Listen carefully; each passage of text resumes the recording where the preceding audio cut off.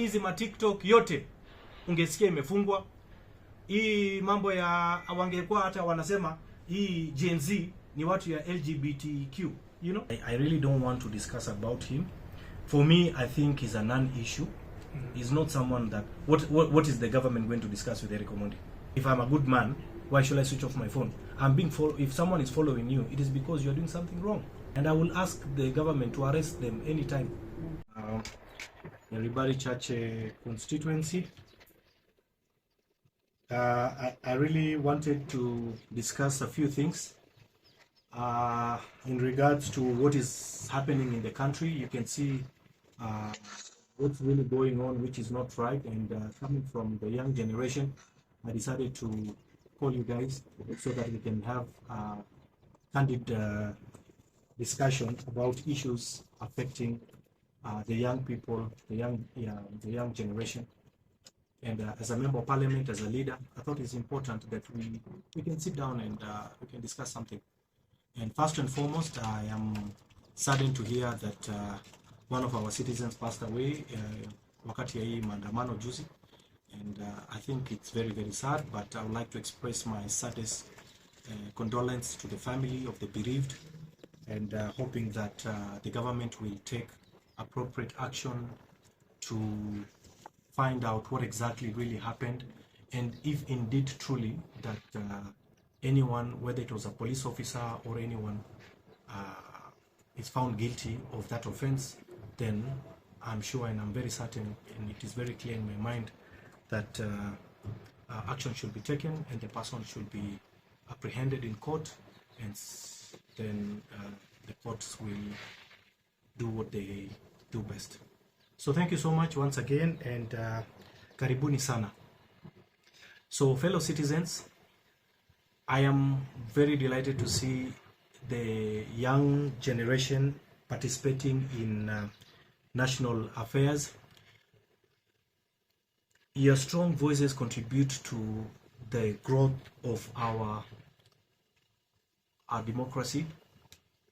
However, to truly transform our political landscape, the young generation must remain and should remain vigilant, and not to allow manipulative figures from previous generations to exploit your youthful energy for selfish political aims and gains. Our nation was built by our forefathers, whose efforts and sacrifices are remembered in history.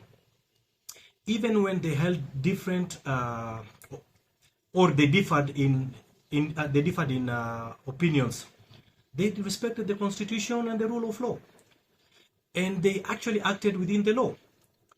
So I personally urge my fellow young people, especially the young Gen Z, to express your dissent through established systems and acceptable channels to ensure that the impact is both felt, meaningful and constructive. And I'm also asking the young people, please give this government time. The president, His Excellency William Ruto, is a young president. He understands, he listens, he's a caring, listening president. Let us give this government a chance. We are in government. It is now only 2 years since we took over office. We inherited a debt of 9.6 trillion shillings that was taken, that we actually took over from. And you can see the government is actually trying to service.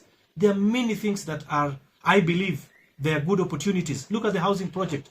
It is doing very well. Over 130,000 youths, they're getting already jobs. We have signed as government bilateral agreements with foreign countries whereby we have our nurses going to Saudi, to Europe, to America, So there is so much that is going to happen. And even some of these clauses that the young generation are actually disputing, they were dropped. So what are we discussing about? Why do we have all this Ababu? Watu wanapiga nduru hapa wanasema serikali. But the government is doing all that it can. So for me as a leader, I am pleading with the young generation. Please, let us reason together so that we can have this country prosper together. Mambo ya kupigana, mambo ya maandamano.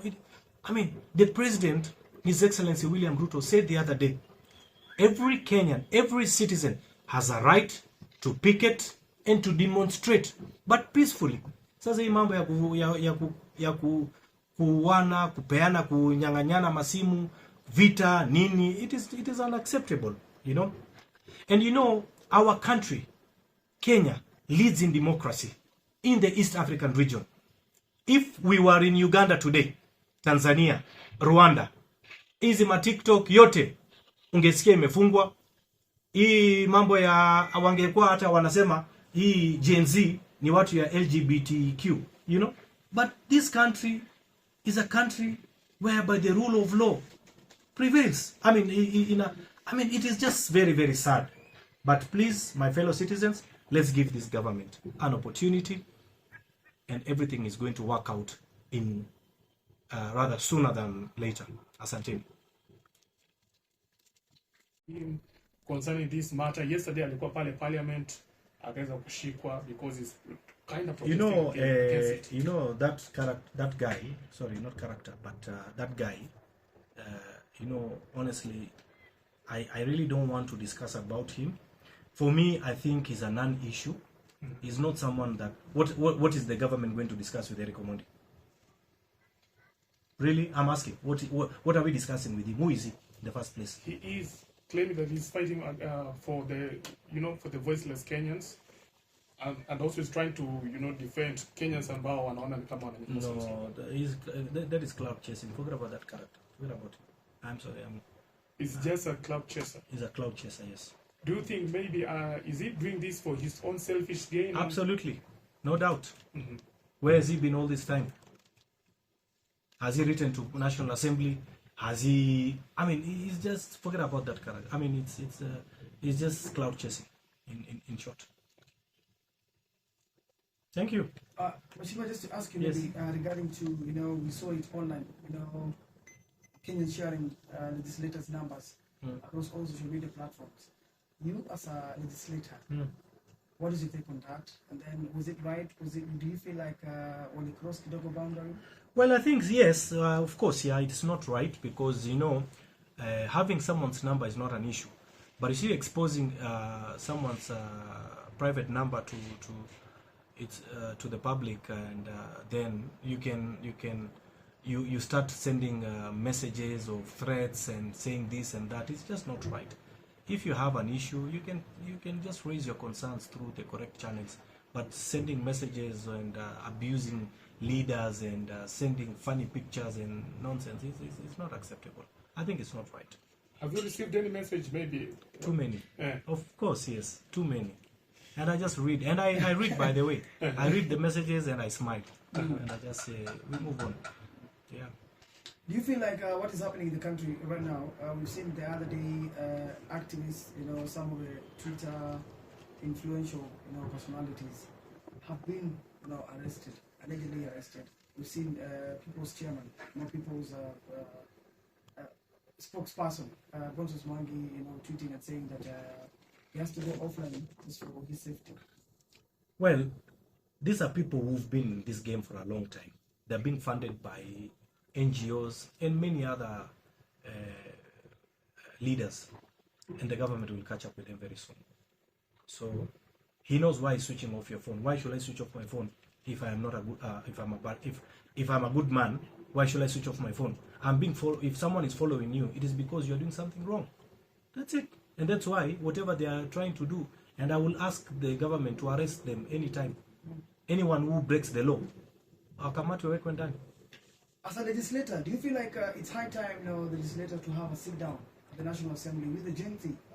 One-on-one. Who is GenZ? GenZ is the young people, and that's why guys, let me tell you, the young generation of this country are the majority voters, and they're the majority. And many of us who are in the National Assembly, what we are doing is to come up with laws that will benefit the young people. In fact, myself, I am trying to come up with a new law